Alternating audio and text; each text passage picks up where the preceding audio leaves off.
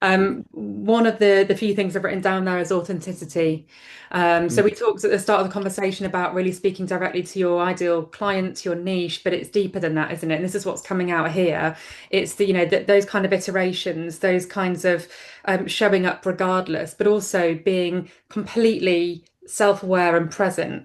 I was talking with some family last week. We were on holiday. We were listening to music, and we were saying about how some of them were going to see Oasis, and my brother-in-law said one of the things I love most about seeing Oasis is that what you see is what you get, what you hear is what you get when you see them live, right? And we saw Liam Gallagher at Benny Cassim a few years ago, exactly the same thing. So when you listen to their record and then you see them live, the experiences kind of match up, but the live version's obviously like hyped and energetic and everything else. But when they'd been to see Arctic Monkeys, they'd seen Paolo Nutini. When they saw them live, it wasn't the record that they loved. It was like a kind of more creative, kind of special version for that concert. Now, obviously, some people might quite like the exclusivity of hearing something that they wouldn't hear on a record. But we were saying actually, when you love something and you just want to go and get more of it, you don't then want to turn up to hear something different or overcooked or too fancy. You just want to you want to kind of get the that authentic message and the authentic person. That's what you deliver, right? Yeah, and do you know what? When you were talking there, there was again some words I'd read or heard before, and when you started talking about Oasis, I thought you were going to go down a different road with that. So what I have learned, I heard it before. I heard it, I listened, the words were in my head, but whether or not I was doing anything with it or not is a different matter, which was to be unapologetically, authentically you. Yeah. And unapologetically, authentically you. And I think this is where so many people, certainly in my industry, they get caught up with. I mean, I take the piss out of. I have one of my most successful videos has been. It starts off and I'm in a gym with some dumbbells and I say, "Hey, notice that I'm in a gym working out with my shirt on." Right? And I think if anyone watches health and fitness videos, they just see all these guys for some reason are in a commercial gym with a shirt off. It's like, what are you doing, mate? That's not real. So I confront it, and just I have no intention as a flipping man in my 40s, 50s, 60s to be working out that shirt on. So I am unapologetically, authentically me. I will always have a Mars bar every day. No one's going to change it.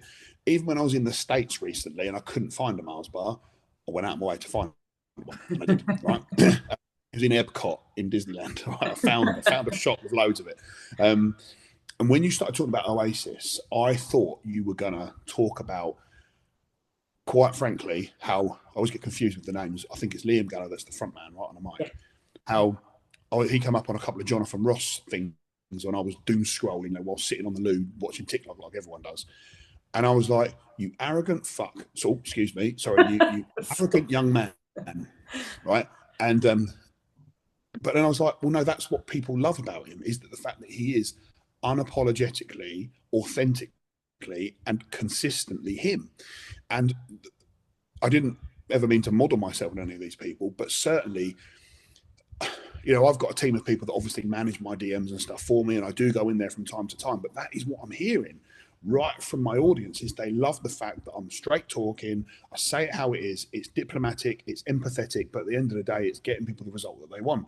And when you find that niche, like I found my niche, and you go all in, unapologetically, authentically you, all in, consistent, that's what brings the results. And you know what? I watch and see a lot of these kind of David Goggins esque kind of motivational things where, he says, oh, if you want to take things to the edge, you need to be, completely different and weird. And I think, you've got to read between the lines and see where that kind of matches up with real life and real society. But you know what? I am misunderstood by a lot of people. People don't get that, blimey, Alex, you got up at 4 o'clock yesterday morning, you did an entire day's work, you then went to the gym to meet a new videographer at midnight, to film like several hours of me actually working out. So I went through 3 t-shirts. I was full of sweat to just get these videos done. And then you come home, you get less than an hour's sleep, and then you're straight back into work as normal. People think, oh my God, Alex, you're mad. And obviously, I'm not condoning, don't sleep, because obviously that doesn't go well with the whole message I'm putting across about health and fitness. But what I'm talking about here is if you can just go all in on whatever it is you want to achieve, whether that's your own business or whether it's improving the relationships with your children, your partner, all the rest of it, you go all in to the point where you're probably misunderstood by society's norm. The results you're going to get are going to be fantastic. And when I look back at what I was doing 7 years ago, posting one video a day, and kind of going into the DMs, chatting to people here and there with no real kind of intensity. Well, the business and myself, we did this kind of level. I then upped it to twice a day. I then upped the posting to 3 times a day. And people said to me, Alex, that isn't how the algorithms work. That's not what's going to grow your audience and stuff. And I was like, but you're only saying that because that's what other people do. Someone needs to actually go, I'm going to be completely different and show you all that things can be different. And even my social media manager, he's like the social media manager of all of my social media managers. He was like, Alex, this is madness. This isn't going to work. And I was like, I just have to tell him to shut up. And we're doing it anyway. And I just had to kind of not allow myself to be diluted amongst all of the other coaches, right? Mm-hmm. So the way I look at things now is out of all of the coaches and the coaching programs that offer a similar service to me that are in the same niche, because there are still a few, there's no way that I'm not going to be the most prominent. And I know I'm kind of going off on a bit of a rant now, but it's not necessarily who's best. It's about who shouts the loudest. People can't buy a product from you if they don't know it exists. Yeah. If they don't know it exists, right? And someone said to me recently, so I have a mentor or mentors and coaches myself, and someone said to me the other day, when you look at all online coaches and online training programs globally, there's only about 1 to 3% of these people that are making long form content, that are actually going all in doing podcasts and doing long form videos and really answering people's questions. Most people, so the other sort of 97%, are just knocking out this short form stuff because it's easy. Plug a mic into your phone, knock out a selfie, job done. And I was like, well, that's exactly what I've been doing. So I was like, right, well, I need to be different. I need to be going the opposite direction. So here I am now, about to go to my 90th episode of my long form podcast. We've started knocking out all of this long form content. This is why I'm kind of looked at as maybe being a bit weird, that I'm kind of doing all of this stuff that people don't really think is acceptable or normal and all the rest of it. It's because my vision for my own success and the legacy I want to leave behind when I'm gone is greater than anything else. So I will be prepared to turn up for podcasts like this, turn up for filming when I probably don't want to, because I absolutely know that if I hit life and hit this with this much intensity, it will reward me back with more than what I can expect. You know what I mean? I love that, because it's the attitude of gratitude, as they say, isn't it? And so when you cultivate gratitude around you and you're thankful for the opportunity, you've got to create it. A lot of people wait to feel that way. They wait for something massive to present itself. But it sounds like you go out and you actively look for opportunity. You actively look for ways you can serve. You actively think about what it is that you're consuming, but also generating from within yourself. You figure out how to turn that into something that your particular niche can consume and take their own meaning from. And so I think that there's that massive kind of multiplication effect, because it appears that you genuinely love what you do and are grateful for the opportunities that you provide for yourself and that other people bring to you. So I think this kind of mindset side of things is really interesting, but also the misunderstood bit, right? Like, you're willing to be misunderstood because you know that you're listening to the people that you're really speaking to. What do you say to people who are a little scared, like, how much is too much to say? I don't want to give all my secrets away. I don't want to put people off. What about that? Well, I'm going to come to that in a second now, but I look at, and this has taken a while to get my head to think like this, right? I look at everything as an opportunity to improve, right? So I actively ask customers of mine that leave the service, that's when people are going to be their most honest, right? I almost feed them with an opportunity to give me negativity, right? Because I want to hear what was shit. So it allows me to improve it. You say about going out there looking for opportunity. I just kind of realised that I'd spoken for what felt like about 10 minutes non-stop. right? And in my head, it kind of made sense, you know. But I'm probably thinking when it's listened back to, your editors are going to go, Jesus Christ, I need to chop this up a little bit because the guy's going off on one. And I listen to you right now, and I listen to you, and I don't know what sort of level of video communication that you have when it comes to recording and all the rest. But I listened to you and I thought, God damn it, I wish I could speak like she does, because you just managed to listen to what I just said. You summarized everything. It was almost like I was talking to flipping chat GPT there, where I've gone, hey, here's a load of, can you summarize this for me? And you just elocuted it so beautifully. And I was like, I need to learn from you, you know, because there's things there that I can summarize and articulate. You know, I haven't done it so much recently, but I was having elocution lessons. I joined the club and I had private lessons that were teaching me how to drop in psychological words that my niche would find emotionally kind of stirring, to get them to think and behave in a different way. And I also wanted to drop my extremely southern common accent, right? So if you were to go back and listen to my video 6-7 years ago, you'd be like, oh, okay, sounds like a bit of a ruffian. I worked on that, and now I've gone off thinking I was going to recognise what you just said, and I've forgotten what your question was. What was it? You don't even know. I take back everything I just said. Yeah, but do you know what though? What was the Actually, question? you are. Well, I was saying that you proactively look for the opportunity to serve, and you find new opportunities to create as a result of that, rather than waiting. That was it. And then it was like, what do you say to people who are worried about the being misunderstood, who are holding back, they don't want to share too much? I think first of all, look, it's totally normal, right? I always remember. Do you remember Lee Evans, the comedian? Yeah. Right, hilarious. I went to see him live actually. It was. I think I may have wet myself a little bit when I went to see him live. But he does this thing where he's like, when you come out of an airport, everyone just kind of goes, meh, and they just follow the people in front. And I think that is just kind of what society has done to us from a political level to a supermarket level. We're kind of just steered everywhere. And it's not like there's something wrong with you because you are not so forefrontally stepping out of that and being that black sheep. So I think firstly, don't worry about it, you know. But when you have got a very clear vision of what you want to achieve, and this is literally coaching 101. People come to me and they say, hey, I want to run a marathon, hey, I want to lose 11 stone, whatever it is. We need to pin down a date as to when that's going to be, right? It's exactly the same as an Olympic athlete trying to run 100 meters in, under 10 seconds or whatever on this date.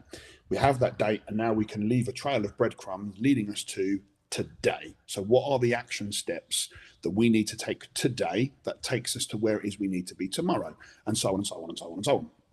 So to expect someone to just go, hey, I want to write a book, great. You could probably do that because you can probably do it in, like I am right now, my own little office, and it's all comfortable. But when it comes to promoting that and putting yourself out there on camera, being quite vulnerable, about yourself, that probably isn't going to happen today. You're probably going to listen to this and go, oh, that guy was really motivating. Bosh, out comes my phone, chat, chat, chat. I wish you all the best, and I hope you do that. Let's be realistic, it ain't going to happen. So you need to just kind of lay out those action steps. We can talk this great game of, just dive in, go all in, do it all now, and hope that there's some, orchestral dubstep music following you around everywhere, like you're walking motivational YouTube video. But realistically, that's not going to be the case. So I think a phrase we use quite a lot is you've got to meet yourself where you're at, and don't try and, I think it's good to force stuff a little bit, but don't try and over force stuff, because you will eventually feel like you're a failure. And if you feel like you're a failure, you're not going to want to do anymore. And effectively, you're just going to open up the fridge and eat your own emotions, right? Or do that metaphorically speaking. So, yeah, for those people that maybe need a little bit of help, need a little bit of advice, I think it's just a case of creating that plan. Put a date on when you want to achieve something. If you want to get 1,000 followers, let's just say, to start with, what is it I need to do to make that happen? There's tons of data on ChatGPT and on the internet, and people that have been there and done it. What are the steps I need to do to make that happen? Well, I need to make some interesting content. I need the content to be landing on people at a time of day when people are probably going to be using their phones and whatnot, and start to piece it out. And very quickly, you might say, well, today's Monday, right, let's have my first video out by Sunday night. It's going to be a 30-second video that's going to cover this, this, and this. And you create that plan. When you've done that first step and you get some instant feedback, which may be one like, or 10 views, it is better than nothing. So again, I take you back to, what did I do well? What have I learned? How am I going to move forwards, right? So then from that video, you go, okay, so I'm going to look at it back. I'm not interested on hearing what was shit about it. You're going to look at it and go, what was good about it? Right, the fact that I did it, this particular camera angle, the sound quality was all right, etc., etc. Right, okay, now what have I learned? Actually, probably me wearing a grey shirt standing against a grey wall is probably not that attractive to look at. So I'm going to change that. I'm going to wear an orange shirt and stand next to a grey wall. All of these little things, when you start to dissect stuff, because remember, that's going to be easy because you're passionate about it, it all starts to kind of just continue to snowball. It all comes down to whether you want to do it. If you want to do something enough, you will do it. Simple. Yeah, it's interesting. And they say that, don't they, about sales as well? People buy the things they want, not just the things that they need. And I think that you need that passion to come across to motivate others as well.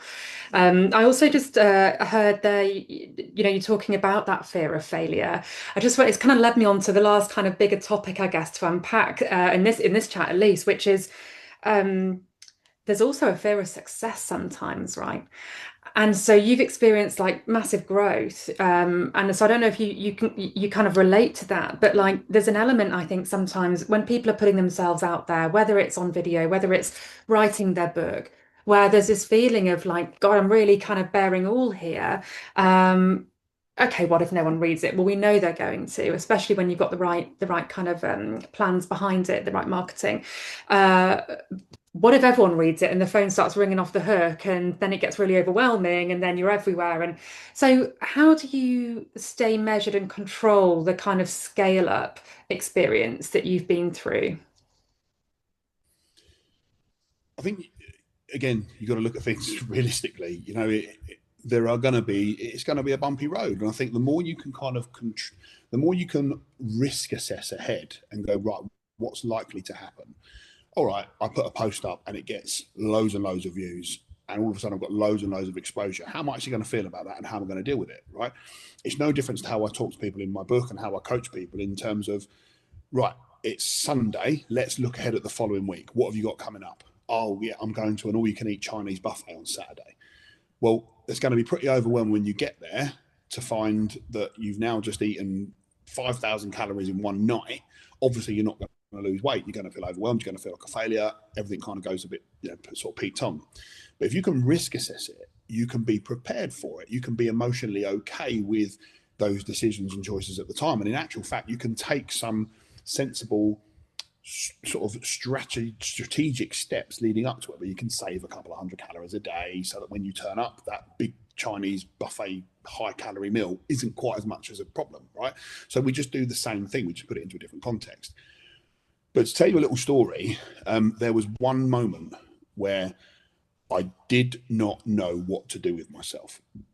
So I was experimenting, knocking out all these different videos. I think at the time I was probably putting out about 2 or 3 a day. And there's this one video, and I'm sure if you were to scroll back far enough, you'd find it. Now, at the time, just to give you a bit of an idea, my videos were probably getting anywhere between about 400 and about 1,000 views. So not really anything to kind of jump up and down about, right? They were probably getting anywhere between 1 and 20 likes and possibly maybe a handful of comments, right? I put this one video up, and that video got over 2.5 million views out of the blue. Comments were coming through left, right, and centre, and the comments were not positive, shall we put it. So I had death threats. I had people telling me how to kill myself. I had all sorts. Now, just to give you an idea of what the video was, this was me standing in front of my TV, and it was all basically just getting you to think about where you're spending money. So I stood there and went, right, look at this. I've got Sky, I've got Netflix, I've got Disney Plus, I've got Amazon Prime. This costs this, that costs that, blah, blah, blah, blah, blah. This rounds up to be about £1,300 a year. Now, my mum would say to me, Alex, you can only ever watch one at a time, right? And it was just about kind of giving you some thoughts about, well, if potentially you kind of needed to address your health and fitness and there was an investment there of gym membership, coach or whatever, perhaps maybe you could drop a couple of these or one of these and invest that over the course of a year to help you get X result. Boom, it went mad. And I had probably about 7 or 8 days, similar to today, where I got about half hour sleep a day because my mind was absolutely consumed. I was continuously checking the comments, probably hoping that there was going to be some kind of glimmer of positivity. Oh, Alex, that's really helpful. Thanks very much. But it wasn't. It was just relentless. And at that point, I honestly didn't know what to do. All of a sudden, imagine this: you live on a relatively quiet road, and you haven't got any net curtains up, right? Or no, let's imagine you live on a quiet road and you've got net curtains up, right? You've got blinds. Occasionally, you see the odd person walk past, and it's no kind of real big deal. Now, all of a sudden, imagine living on Oxford Street, right? And you've got no blinds, no net curtains, and all of a sudden, millions of people are, staring through your window. OMG, how overwhelming was that, right? So, but I didn't foresee that, and I think really back then I didn't have this massive vision. I've got this vision now. I want to be a family name worldwide. I want any man that's over 40 anywhere in the world that's got 3 stone to lose. The one person that they think of above any of these celebrity coaches is not necessarily my name, but certainly the service that I offer. That's what I want. So now I've got that vision clear in my head. I know there are going to be people peering through my Oxford Street window. I know there's going to be people that drive next to me on the motorway and toot and wave or give me the flipping birdie finger. Do you know what I mean? I know people are going to see me and maybe have a go at me in the street and all the rest of it. And I'm like, yeah, whatever. Because I know that what I say is unapologetically, authentically, transparently, and consistently me. And I know that there is no malice. I don't do posts that are ranting. I don't do posts that are having a go. If you notice, the fitness industry is full of people kind of, you get those videos where they call them reaction videos. So it's where they're basically taking the piss out of another coach doing something. Recognize I have never and will never do that, because it's effectively talking behind somebody's back, and that's a quality and a moral that I don't agree with, So, like I said, when you've got that vision, you know exactly where you're headed, and you're willing to do what you need to do to get there, and understand that every single person on this planet is Marmite, meaning 50% of people are going to love you and 50% of people are going to hate you. And sometimes you're going to be in a room where there's literally a massive bowl of Twiglets out, and they get left there because everyone in the room hates them. And that is going to be you. Some people in 2025 sit behind their keyboards, brushing Pringles off their stomach, having a go at people like me. And it took me a long time to get my head around that some people are just dicks, and they're always going to... I like to just strip it back and go, well, why is that person deciding to be a dick right now? Why are they deciding to, literally insult me from the brand of glasses that I've got on? And as silly as that sounds, that happens every week, by the way. They go, oh, Prada sunglasses, oh, you pretentious prick, and all the rest of it. Oh, you should. I'm like, they're from Vision Express, mate. They're like 80 quid. Do you know what I mean? Don't be surprised by the flipping badge on the side. So I break it down. I ask myself, well, what's going on in that person's life? Why does that person feel it appropriate to behave like that on social media? What's going on? And generally speaking, me and my team have recognized that people that generally tend to put negative stuff out there, when you open up their profile and you look through it, there's very little about them. It's normally just they've shared things from other people. There's a trend, there's a pattern. Now I can understand those people a little bit and just think, well, they're probably just, not in the greatest place right now, and they're using me as an opportunity to elevate themselves. And when I can understand that, it makes the whole thing a lot easier.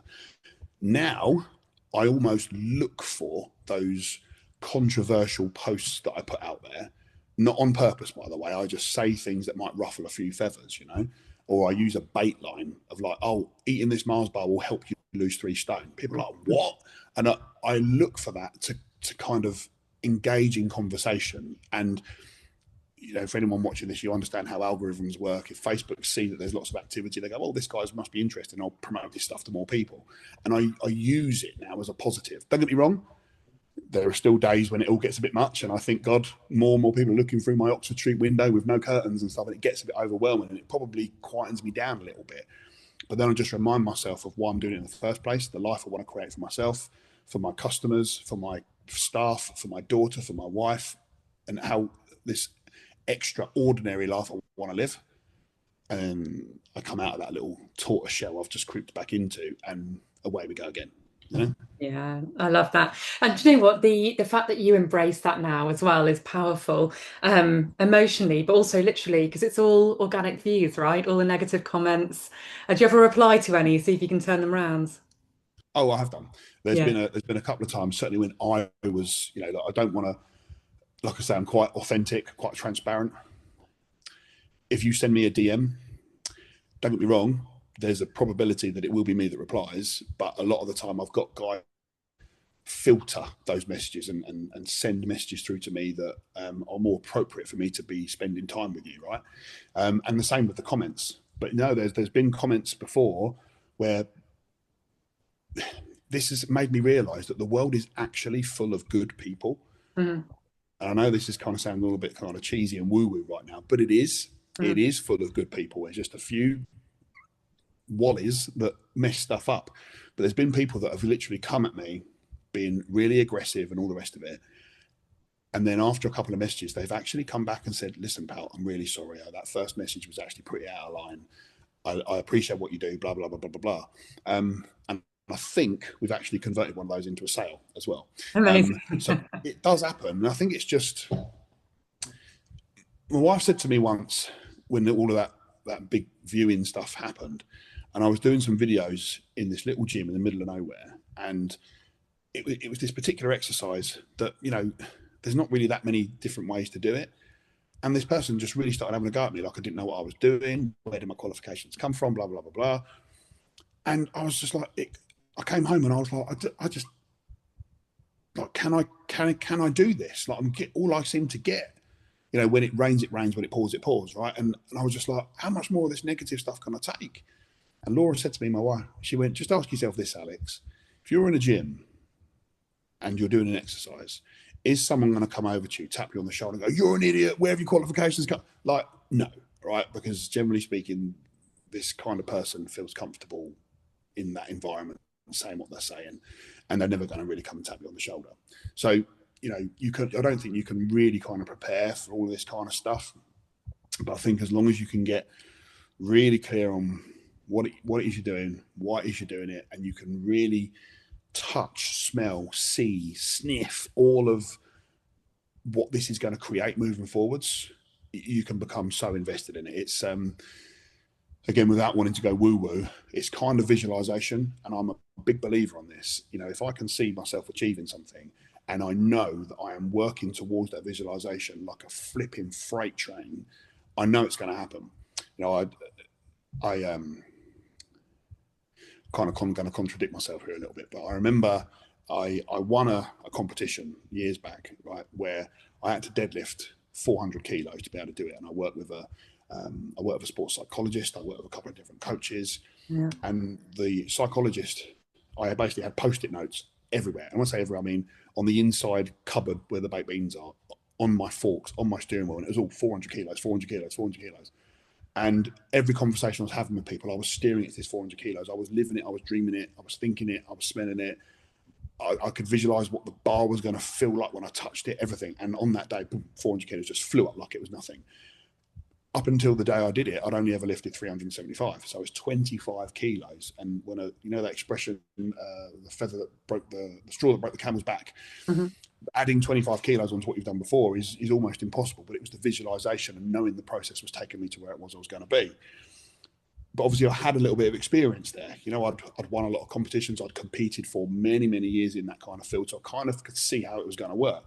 When it came to this, I'd never done this before. So that kind of took me back to the beginning of this call.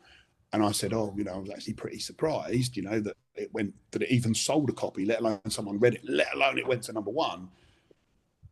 Like that was something I didn't foresee. However, stripping this back and talking to you, well, of course it was going to. I had a marketing plan that was proven. You guys helped me with that and could prove that these kind of things were likely to happen. I think at the time I released this, I had over 700,000 followers combined. I was talking about it. I had a customer base of hundreds and hundreds of customers all over the world. Well, of course it was going to sell. But my head at that particular time didn't really realize that. This is why it's good to surround yourself with people that actually are positive, that do have that belief in you. And I'm going to shut up in a second, but there's this expression that I use all the time that if you are hanging around with six crack addicts, how long is it going to be until you become the seventh, right? Likewise, if you hang around with six millionaires, how long is it going to be until you become seventh? And so it's just kind of like sometimes you just need to address who it is you're spending time with. Review the last six people you frequently spend time chatting to in WhatsApp. You are the average of those people. And if that isn't taking you to where you want to be, you just need to audit that and just address who it is you're spending time with, which is one of the reasons that I came to you guys, because you know what, in my own little world at the time, my priorities and my attitude and my focus wasn't in terms of, right, sit down, get that keyboard up and start typing your book out. It wasn't lending itself to that. I started to prioritize other things. Obviously, with you guys' help and the support and the contact that you gave, made it happen. Yeah, amazing. Thank you. It's a perfect way to wrap this up because everything that you've discussed today, and particularly in the last few minutes there, just it's leadership.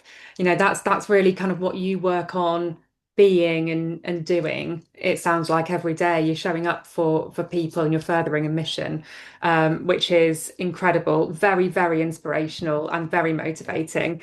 And just do me a favor, hold up your copy of your book. Oh, my one's got a special badge on You've it. got the special badge. Yes. Okay. So Yeah. my one was an earlier copy and then it went to number one. So he's got the number one badge. Mm. Huge congratulations on all the success so far. And I know there's far more to come with your book. It's an incredible piece of work. It's in the hands of thousands right now, and there'll be thousands more. So again, congratulations. Thank you for spending some time with me today, Alex, and sharing some wisdom. Really appreciate it. Where can people find you? Everywhere, it sounds like, but if you, Yeah, pretty much. I mean, if you were just to stick my name in Google, I think it's just a case of spelling the surname right, to be honest with you, which is Beevis. Facebook and Instagram seem to be the ones that most people kind of steer to, but no, you can reach out, you can contact us anywhere. You know what it's like. You Google something, and normally you can find out, my past 10 addresses. Please don't just turn up. Obviously, that's weird. But yeah, just reach out. If you're a man 40 plus, you got 3 stones, so 40, 42 pounds or so to lose. Maybe you're not going to believe it just yet, but we are the people to come to rectify that and make sure it's a permanent change, not just another one of these kicks at vanity. yeah, amazing. Well, thanks again. And everybody check out Alex because he's pretty cool. I'll see you soon, Alex. Ciao.